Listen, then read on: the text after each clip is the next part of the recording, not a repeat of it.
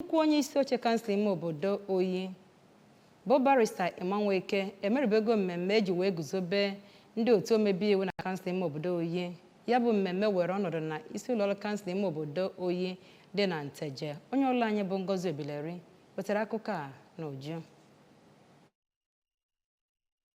Maazị Nnemeka Nwabude bụ onye ahọpụtara dịka onye isi ya bụ Congress. Maazị Samuel Azubike bụrụ osote ya. Ndubuisi Okeke bụ onye ahọpụtara dịka Chief Whip. Maazị Ogechukwu Machie Deputy Chief Whip. Ebe Maazị Emmanuel Ademena bụ Majority Leader. Ka ọ na-eguzobezi ndị Congress ahụ bụ ndị dị 16 n'ọnụọgụ ka onye isi okpuru ọchịchị Oyi bụ barista Nweke kọwara na ya na-enwe nnọọ nnukwu aṅụrị na ọchịchị onye kwuo uche ya na-agbazi mgbọrọgwụ na Anambra, ọ kachasị na okpuru ọchịchị Oyi, ma kpọkuzie ndị Oyi ka ha nye APGA na gọvanọ Chukwuma Soludo nkwado otu ha na-emebu na mbụ. Onye isi ya bụ Congress na okpuru ọchịchị Oyi bụ Maazị Nwabude n'aha ndị otu ya ndị ọzọ kwere nkwa na ha ga-arụsi ọrụ ike ịhụ na okpuru ọchịchị Oyi na-aga n'ihu otu ọ kwesịrị. Onye Clark nke okpuru ọchịchị Oyi bụ Maazị Osita Chigbata bụ nnọọ ya bụ onye nọrọ n'isi oche n'ihe nhọpụta ahụ site na okpuru ọchịchị Oyi. Abụ m Ngozi Obileri.